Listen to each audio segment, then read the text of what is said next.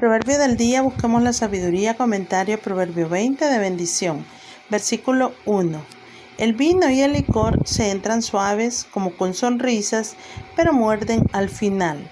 Hacen daño a la salud corporal y peor aún a la salud mental.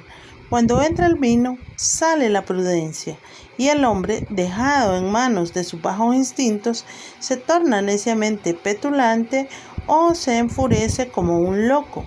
La bebida, que pasa por ser una exigencia social, vuelve a los hombres dañosos para la sociedad. El hebreo shakar, nota del traductor, significa bebida fuerte, lo que llamamos licor. Los escritores del Nuevo Testamento, no los de la Septuaginta, lo vertieron por siquera, licor fermentado, pero la Vulgata lo transliteró en sisera, sidra, vocablo que todavía se halla en algunas versiones. Esta bebida fuerte en realidad se preparaba mediante la fermentación no de manzanas sino de dátiles y especialmente de granadas. Ver Cantares 8:2. Versículo 2. Una vez más, ver 16:14 y 19:12. Se insiste aquí en el peligro que encierra el suscitar la ira de reyes y príncipes contra los que no hay apelación a poder superior humano. Por eso, el terror que produce es gráficamente comparado al miedo que inspira el rugido de un león cuando está a punto de lanzarse sobre su presa. El que los provoca peca contra su vida, es decir, la pone en peligro. Versículo 3. De ordinario se cree listo el hombre que se resiente de una afrenta y toma rápida venganza de ella, pero los que de esta manera son muy puntillosos se crean innecesariamente enemigos y daños.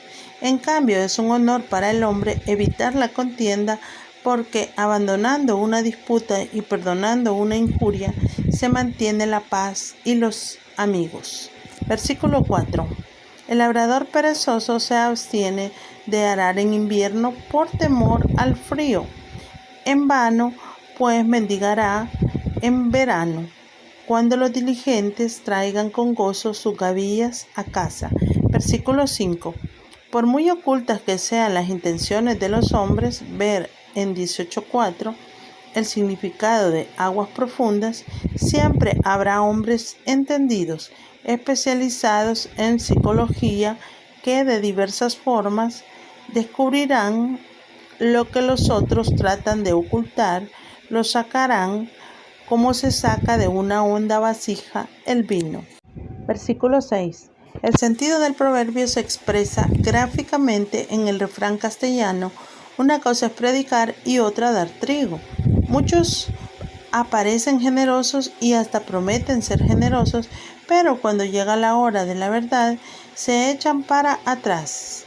Puede observarse que los que se las echan de filántropos, esto es, amigos del hombre, se interesan muy poco en el bienestar de los individuos humanos. Versículo 7.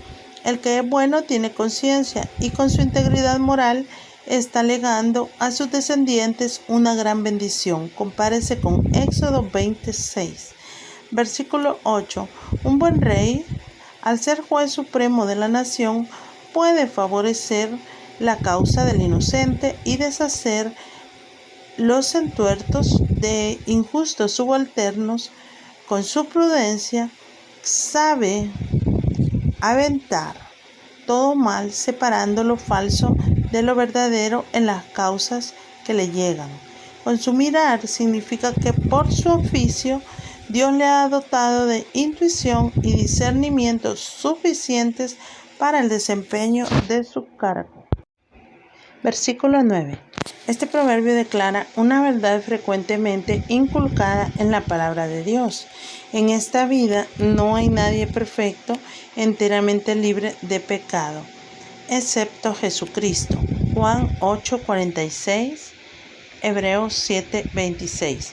Por tanto, la obvia respuesta a la pregunta de este versículo es: nadie Los que se creen sin pecado se engañan a sí mismos. Primera de Juan 1, 8 y 10.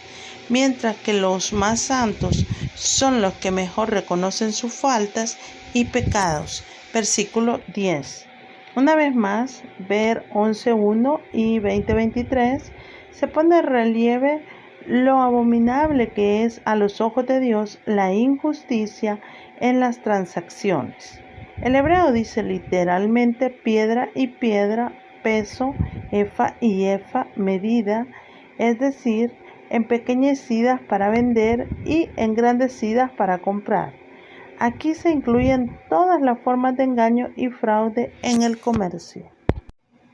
Versículo 11. El proverbio enseña una verdad muy sencilla desde la más tierna infancia. Muestra a los niños las líneas caracterizantes que señalarán su conducta durante toda la vida.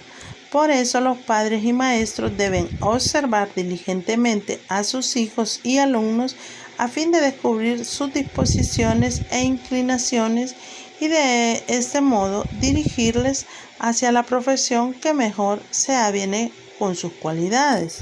Versículo 12.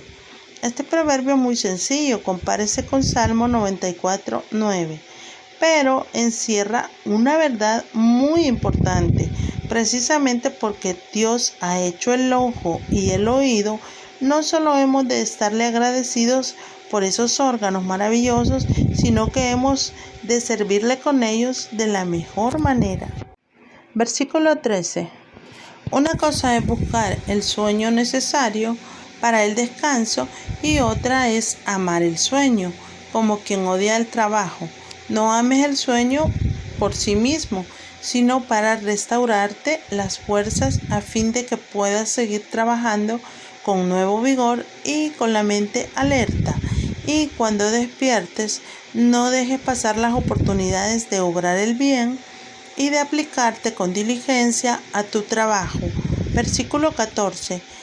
Qué bien se las arreglan los hombres para hacer una buena compra y que les salga barato. Delante del vendedor le quitan valor a lo que saben que lo tiene. Malo es. Tiene este defecto o el otro. Es demasiado caro. Lo puedo comprar más barato en otra parte, etc.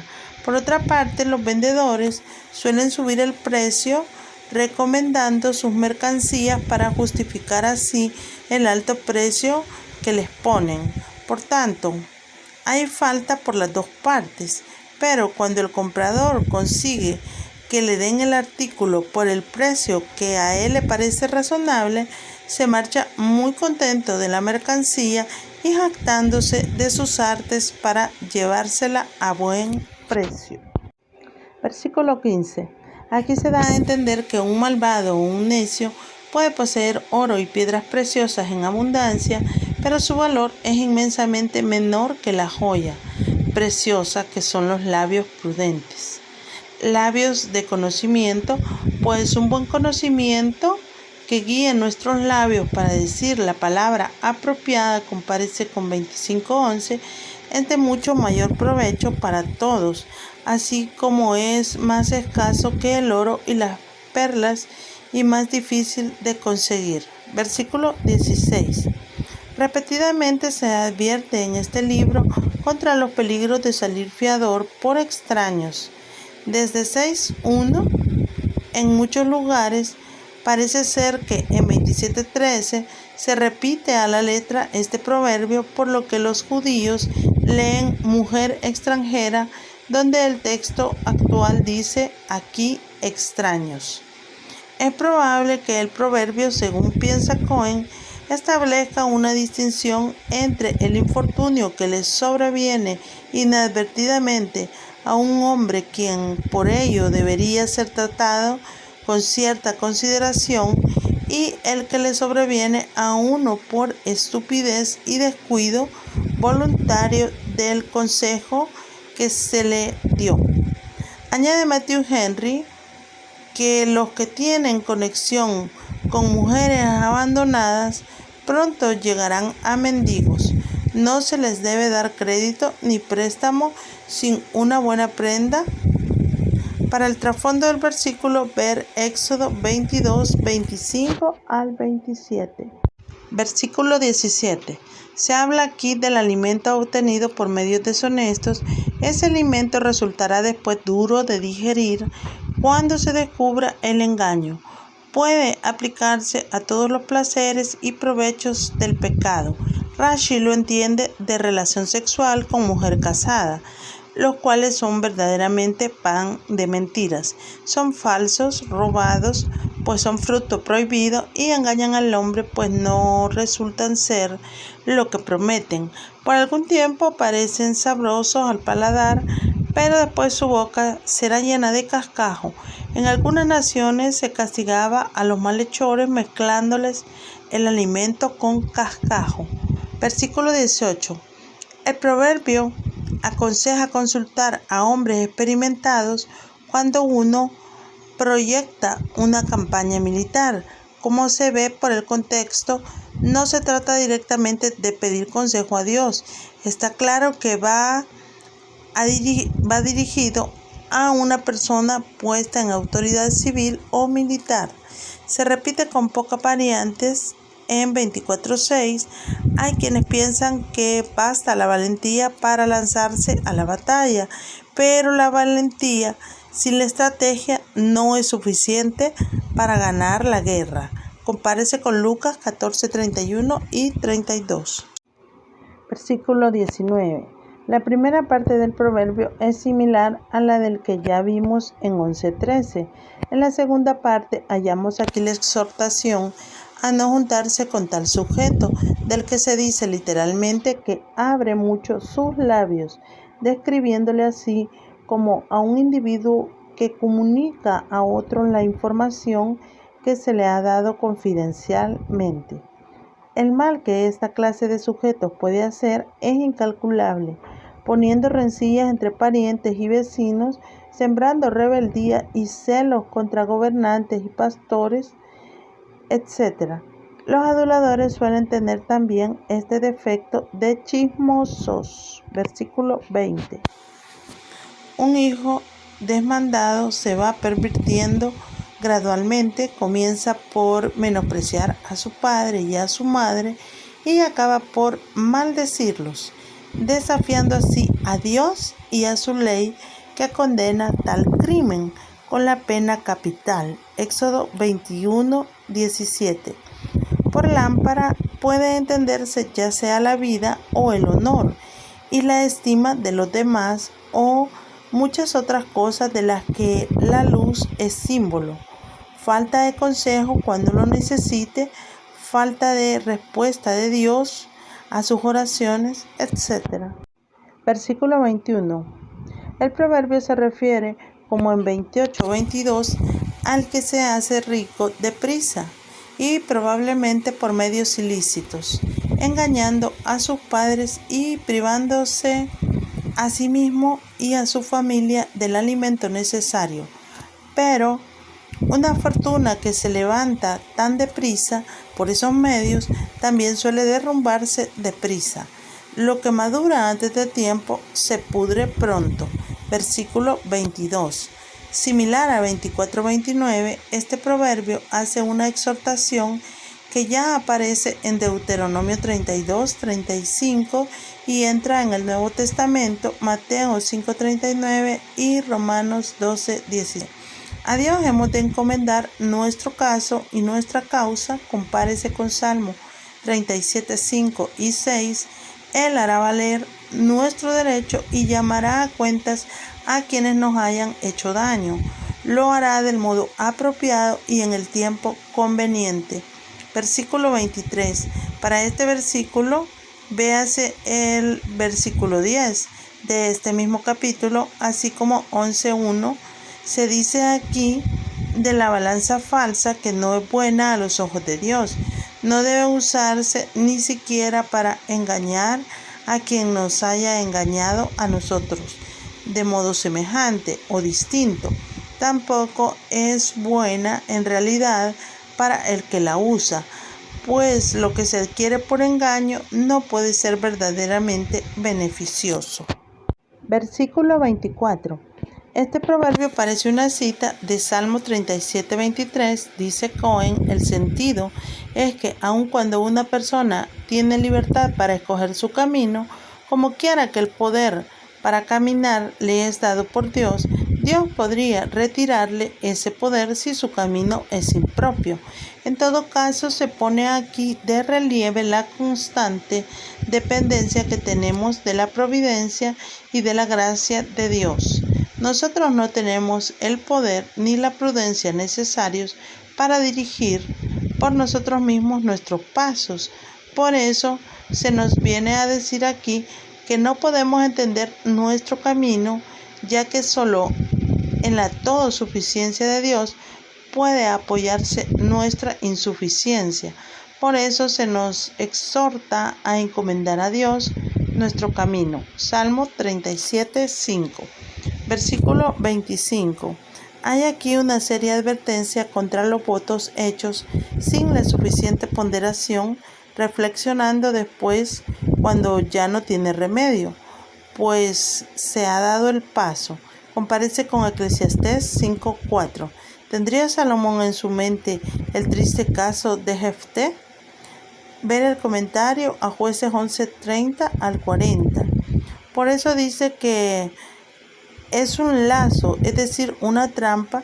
El verbo que corresponde en hebreo a hacer, literalmente decir, a la ligera, ocurre solo aquí y en Job 6:3. Versículo 26. El verbo avienta salió en el versículo 8, pero aquí tiene el significado preciso de separar a los súbditos desleales de entre los leales, a fin de que no se organicen o se rebelen contra él. Siguiendo con el símil de la era, dice literalmente que hace volver sobre ellos la rueda, es decir, la de la carreta que se usaba para trillar. Compárese con Isaías 28:27.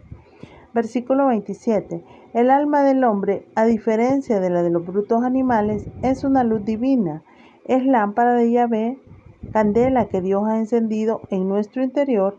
La conciencia, esa noble facultad, es el delegado de Dios en el alma.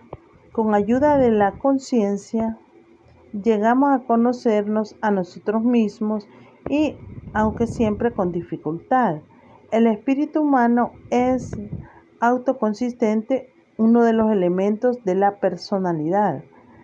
Ver 1 Corintios 2:11. Esta luz es como una candela suficiente para ver en la oscuridad, aun cuando no es un sol que todo lo ilumina. Al escudriñar con ella lo más profundo del corazón, Dios nos conoce de modo infinito, exhaustivo. Compárese con Salmo 139, 1-12 y 23 y 24. Nosotros podemos conocernos lo suficiente para quedar sin excusa de lo que hacemos u omitimos indebidamente. Versículo 28.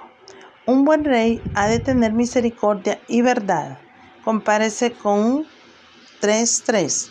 Para estabilizar su trono, ejercitando la justicia con equidad y haciéndose de querer de sus súbditos. Compárese con Isaías 16:5. Versículo 29. Tanto la juventud como la ancianidad tienen sus ventajas y sus desventajas, y por tanto ni los jóvenes deben despreciar a los viejos, ni los viejos envidiar a los jóvenes. Lo mejor de los jóvenes es su vigor físico, lo mejor de los ancianos su experiencia de la vida. Versículo 30. Muchas personas merecen reproches duros. Algunos criminales han de sentir el rigor de la ley y de la justicia pública, ya que con ellos no valen los métodos suaves. El proverbio enseña el poder medicinal de dichos azotes. De ordinario hacen entrar en razón y llegan a tener efecto purificador. Compárese con Salmo 119, 71.